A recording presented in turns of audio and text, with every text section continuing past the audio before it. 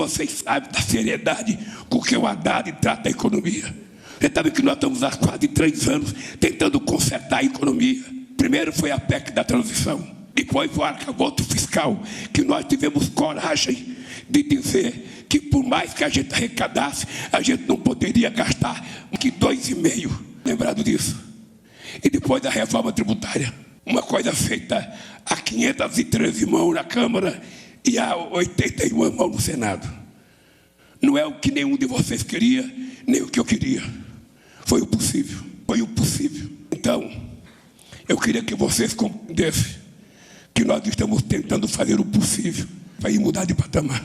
E vocês sabem que é difícil. Vocês sabem as cobranças que são feitas todo dia. Agora mesmo, sabe, todo dia se fala de déficit fiscal, déficit fiscal. Olha, quem é que se preocupou com déficit fiscal no governo passado? Qual é o empresário que foi para a imprensa dizer que o Guedes estava desrespeitando o déficit fiscal? Eu fui presidente de 2010, o único país do mundo que fez superávit primário durante todo o governo fui eu. A China não fez, os Estados Unidos não fez, a Suécia não fez, a Itália não fez, o Japão não fez, nós fizemos. Porque ter seriedade com a economia não é fazer mágica. É a gente saber que se a gente errar, o tombo pode ser pior. E eu sei o que é um tombo, porque eu quebrei minha cabeça num tombo. Por isso que eu parei de jogar bola, porque senão o técnico ia me convidar para a seleção. Então, veja, eu estou dizendo para vocês, eu estou com 80 anos de idade, faço política há 50 anos. Esse país nunca se deu uma chance, nunca. A cada ano está pior. Eu poderia perguntar para os empresários aqui, nesses últimos 15 anos, qual foi o melhor momento da economia brasileira? Quem é que lembra?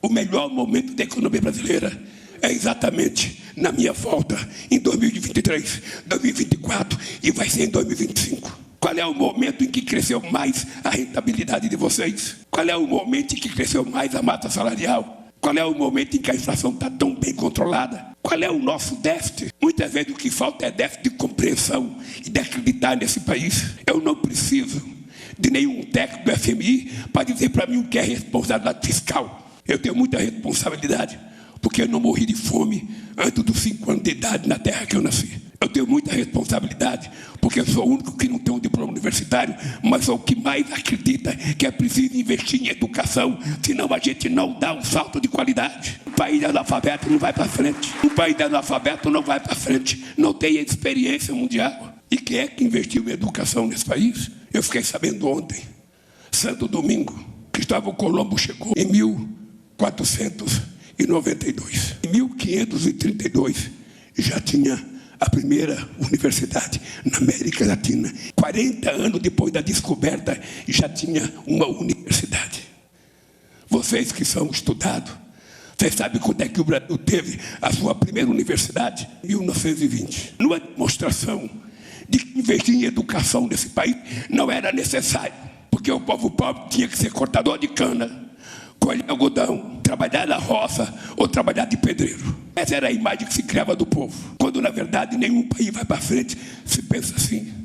Eu agora aprendi o seguinte, quando o empresário achar que ele paga muito para o seu trabalhador, deixe de olhar ele como trabalhador, olhe ele como seu consumidor. Ele que vai utilizar o biodiesel que vocês estão produzindo. Então precisa ter dinheiro para encher o tanque do carro, senão vocês não vão vender. Quanto mais pobre, menos lucro vocês terão. Vocês sabem disso. Então eu digo, olhe sempre o cara como consumidor. O consumidor é ótimo. É a pessoa que todo mundo adora, é o cliente. Então olhe o trabalhador como seu cliente. Não olhe como um peso. Porra, eu tenho que pagar o salário no final do mês para esse cara. Não olhe para o cara, não, esse cara vai receber o salário e vai comprar o que ele está produzindo aqui. Aí vocês vão ver que vocês vão ficar mais aliviados. Vai ter um efeito psicológico extraordinário. Vocês estão vendo os consumidores de vocês receber o olerite deles, não tem mais olerite, receber a conta, eu posso dar a conta dele, e fazer um pix comprando as coisas que vocês produzem. É isso que nós precisamos. Está aqui o representante da indústria automobilística, do pessoal da Única. Eu cheguei nesse país aqui, eu vou dizer para vocês, vou terminar. Eu deixei a presidência. O Brasil produzia 3.600.000 carros. Quando eu votei 15 anos depois, o Brasil só produzia 1.600.000. Onde é que foi? A outra metade. Onde que foi a outra metade? Esse país tinha Vale como a empresa primeira ou segunda do mundo na questão de minério. A Vale era modelo do planeta. Aí criaram uma tal de corporation. Um monte de dono que ninguém é dono. A Vale hoje é a 14ª, andando para ser a 15ª. Cadê a competência? A Vale cresceu quando a China estava comprando tudo que a gente produzia.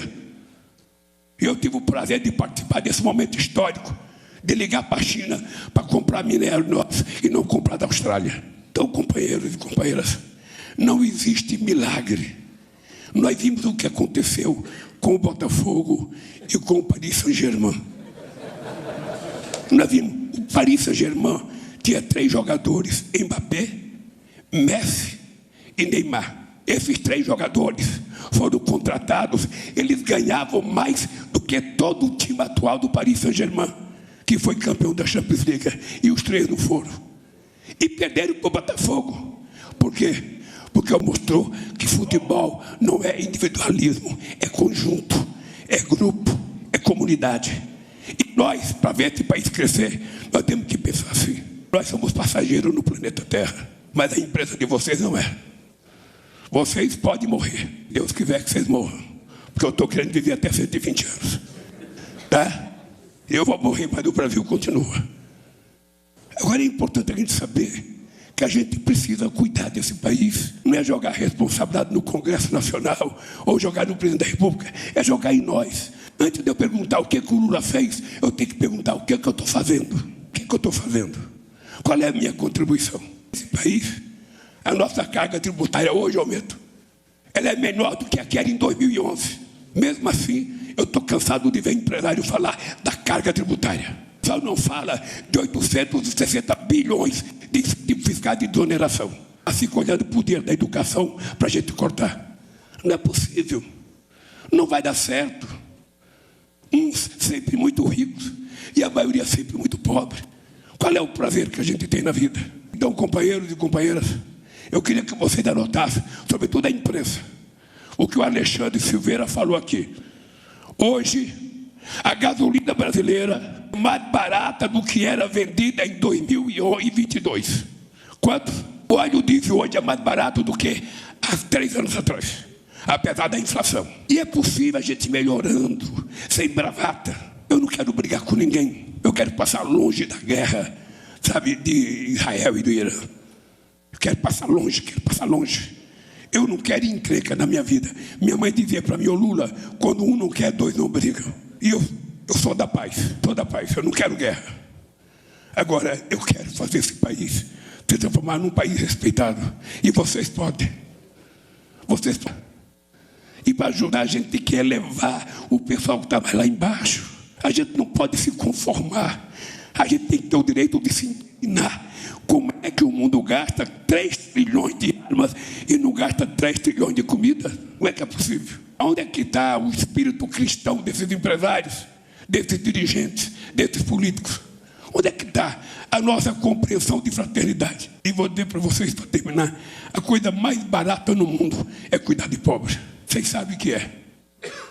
Vocês sabem o que é. Sabe, feliz é o empresário que quando a empresa cresce, ele reconhece que foi os trabalhadores que fizeram ela crescer. Ganancioso é aquele que quando a empresa cresce, ele acha, fui eu. E não dá um mérito para aqueles que realmente fizeram ela crescer. Todo mundo sabe. Eu gosto de todo mundo. Eu chamo vocês de companheiros sem me preocupar se vocês gostam ou não. Eu chamo porque é assim que eu aprendi na vida. Gostar de todo mundo. E posso dizer para vocês, vou entregar esse país em 2010. Alexandre, você está comprometido a convocar uma reunião em novembro ou dezembro, que eu quero mostrar como é que o país está. Esse país vai crescer em 2025, vai crescer em 2026, vai gerar mais emprego, vai gerar mais salário, e a gente vai tentar se transformar num país respeitado politicamente no mundo inteiro. Eu tenho orgulho de ser o presidente mais respeitado que esse país já teve. Quem viaja para o exterior sabe o respeito que o Brasil tem. Tenho muito orgulho de ter sido no meu governo que fui na França para receber o certificado de um país de 8,5 milhões de quilômetros quadrados, de 260 mil cabeças de gado, milhões, o Brasil recebeu o certificado de um país livre de febre aftosa, sem vacinação. Poderia ter sido outro, mas fui eu. E assim vai ser. Na transição energética, vocês são parceiros fundamentais para a gente entrar nessa COP de cabeça erguida.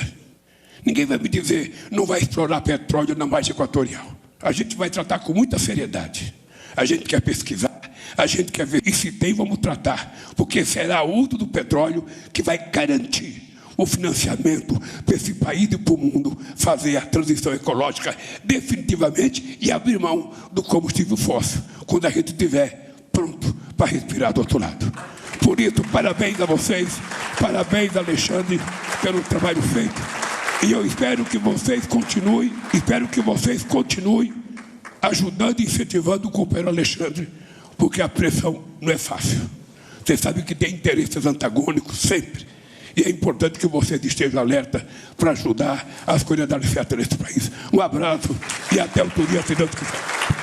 Essa reunião, essa composição que está aqui, ela pode ser a fotografia do país que a gente precisa construir. Se fosse ouvir apenas um lado das opiniões públicas, nós não teríamos feito o programa Biodiesel. Porque naquela época havia aumento de alimento no mundo. Alguns na época culpavam a China e nós fomos descobrir de que o problema não era a China, era o mercado futuro que estava inflacionando o alimento do presente. E muita gente dizia que se a gente fosse fazer biodiesel, a gente iria fazer com que faltasse alimento no mundo inteiro. E que o Brasil não poderia ter essa responsabilidade. Eu, companheiro Alexandre, em Mar del Plata, tive uma discussão com uma das pessoas que eu mais admirava, que era o Fidel Castro, que ele era contra a gente transformar soja ou qualquer outro palmeira, sabe, em óleo, sobretudo por conta da falta de alimento.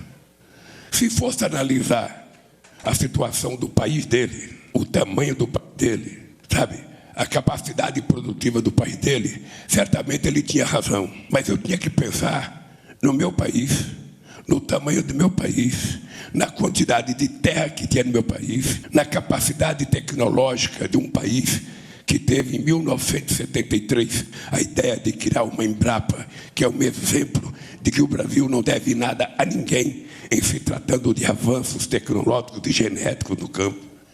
E mais importante, eu tinha consciência de que era necessário a gente criar uma outra consciência nos nossos produtores. O Brasil não precisa desmatar para crescer. Os números têm provado. A gente pode crescer 50%, aumentando apenas 5% de terra. Os avanços tecnológicos nos permitiram fazer com que a gente possa plantar mais, colher mais e menos terra. Isso sobretudo num país que tem por volta de 40 milhões de hectares de terra degradada, que pode ser recuperada para a gente plantar o que quiser. E é plantando que a gente vai sequestrar o carbono. Então não tem nenhuma possibilidade de alguém fazer discurso de que o biocombustível compete com o alimento. Um dia acontecer isso, vocês serão os primeiros a pedir para parar, porque vocês sabem que vocês precisam comer mais do que produzir óleo diesel. Todo mundo vai sentir na pele, sabe, a situação, se houver alguma coisa que eu não acredito que haja. E nesse mundo conturbado, um mundo em que você tem presidente de uma nação do tamanho dos Estados Unidos, que deveria primar pelo discurso, deveria pensar o que falar, deveria ser menos internet e ser mais chefe de Estado, deveria pensar mais em livre comércio, deveria pensar mais no multilateralismo, deveria pensar muito mais na paz. O que a gente vê todo santo dia na imprensa? A necessidade de uma desgraçada de uma manchete. Nós já tivemos presidente assim, e vocês sabem que já tivemos assim. O que menos interessa é a verdade. O que menos interessa é o interesse do país. O que mais interessa são interesses escusos, pequenos. Porque toda vez que a gente tem uma divergência entre vários setores que estão disputando uma determinada coisa nesse país, a gente não vai atender nem aqueles que estão na extrema-direita, nem aqueles que estão na extrema esquerda. A gente vai atender o caminho do meio, que é sempre aquilo que é possível fazer. E é essa história que fez essa política dar certo.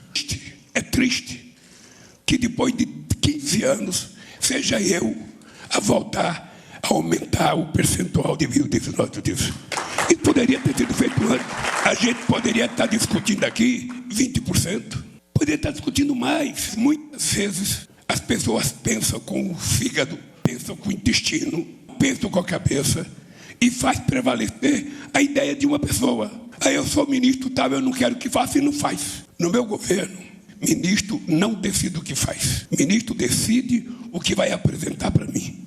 E quem decide se vai fazer ou não sou eu, ouvindo muitas outras pessoas. Porque esse país tem que dar um salto de qualidade. Eu vou completar dia 27 de outubro, 80 anos de idade. Esse país nunca teve a chance de ser um país de classe média.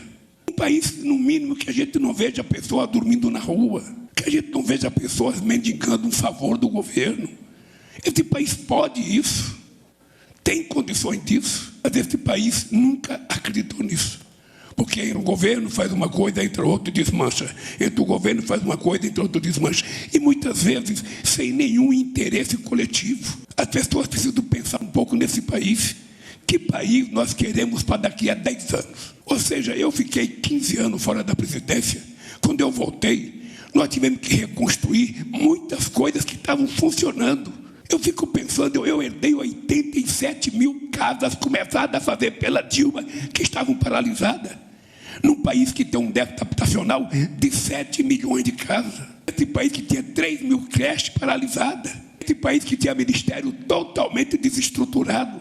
Totalmente desestruturado. Como é que a gente imagina um país não ter Ministério da Cultura? O que significa a cultura na evolução da humanidade? Mas tem gente que acha que não precisa. Porque artista é progressista.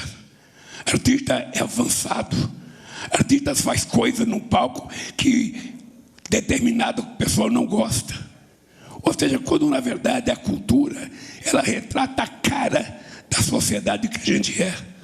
E todo mundo gosta desse país. Jogou fora Ministério da Mulher, Ministério do Direito Humano, Ministério da Igualdade Social, Ministério do Trabalho, jogou fora Ministério da Cultura, desmontou todo o Ministério. Esse aqui sabe quantas pessoas que ele teve que contratar, essa daqui sabe que é o Ministério da Gestão, esse aqui sabe como é que teve que contratar, esse aqui sabe, esse aqui que está feliz da vida, porque o Brasil vai chegar no final do ano com 10 milhões de turistas estrangeiros visitando o Brasil. E tem uma coisa que me deixa feliz, sabe? Quando eu encontro alguém que começa a dizer: o aeroporto dá uma droga. Por que dá uma droga? Porque virou uma rodoviária, tem muita gente. Pois para mim é o prazeroso saber que o povo brasileiro voltou a viajar internamente, para conhecer o seu país. E eu queria dizer para vocês que essa política de biocombustível, ela é para nós que ninguém vai conseguir competir com o Brasil. O Brasil tem uma chance. O Brasil tem uma chance. Nós temos a COP30. A COP30, ela é uma coisa muito marcante, porque nessa COP30 eu quero transformar essa COP na COP da verdade. Os países ricos vão ter que dizer se eles falam sério quando falam da questão climática, ou se acreditam ou não nos cientistas. Porque que o mundo está virado de ponta cabeça. O mundo e a humanidade. Todo mundo sabe a confusão que está acontecendo no mundo. Quando o mundo gasta 2 trilhões e 700 bilhões de dólares de armas o ano passado. 2 trilhões e 700 bilhões de dólares para fazer guerra. Quando nós temos 733 milhões de seres humanos que vão dormir sem ter o que comer. É de se perguntar que políticos nós temos no mundo. Qual é o humanismo que tem dentro de cada chefe de Estado nesse mundo? Que prefere pensar na morte e na destruição do que pensar na paz e na construção. Que prazer eu tenho de destruir uma ponte que já está feita, que custou dinheiro, para depois ter que fazer outra vez. Que prazer eu tenho de matar uma pessoa que não é possível recuperar. Então esse mundo tem que ser repensado. E por isso eu mandei tirar essa fotografia. Essa fotografia, para mim, ela é simbólica. Porque teve um dia que só eu e o Roberto Rodrigues acreditavam nessa coisa de biodiesel. Teve um dia que eu cansei de discutir com a Embrapa a questão da mamona. Teve um tempo que eu andava com o caroço de mão de pelmanço, que era uma fruta muito parecida com a mamona, que eu achava que ia ser feito, porque eu achava que como a mamãomanso não precisa de muita água, ela tinha dado em Cabo Verde, em outra região. Eu queria encher o Nordeste de pelmanço, não deu certo. Mas era um pouco de ignorância minha, porque a gente tinha soja, a gente tem a palma, a gente tem o dendê, a gente tem outras oleaginosas fantásticas.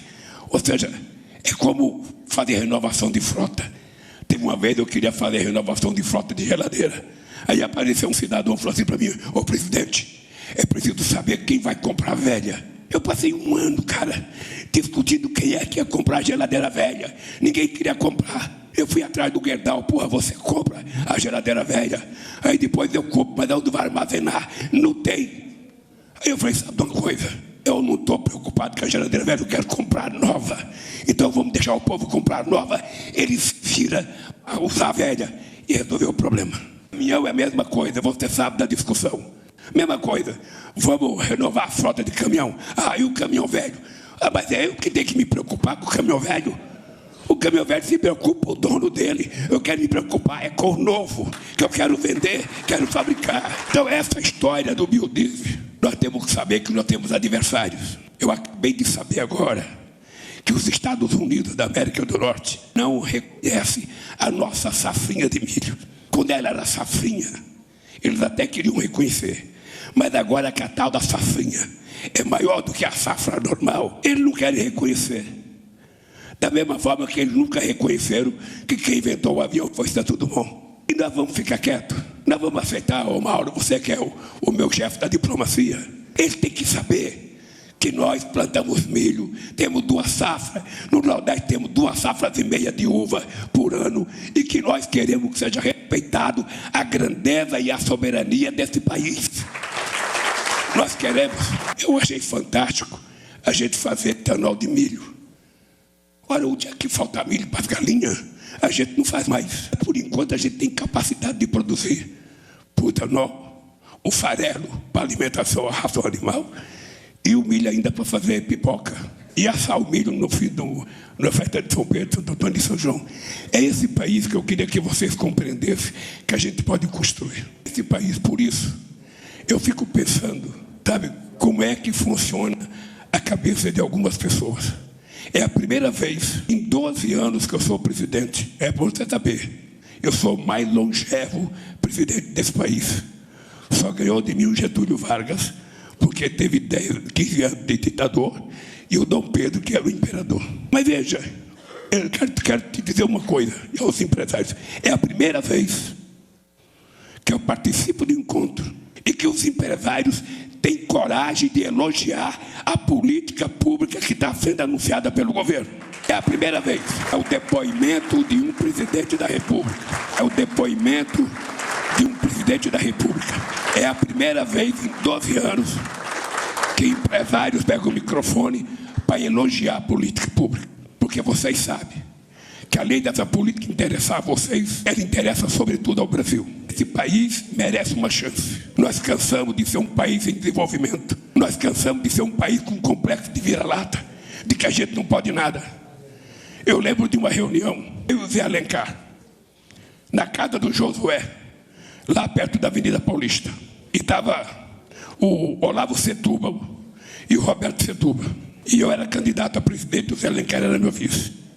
E o Olavo Setúbal falava assim para mim: ô candidato, o que você vai fazer em tal coisa?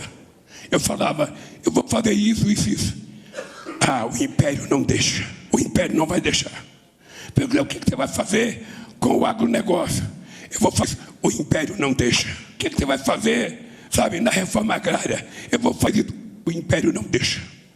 O Zé Alencar levantou e perguntou para o Olavo Setúbal: doutor Olavo, com todo respeito, quem é essa desgraça desse império? Porque se ele é tão contra o Brasil assim, não vai deixar a gente fazer nada. Eu vou vender minha fábrica, vou comprar arma e vou enfrentar esse império.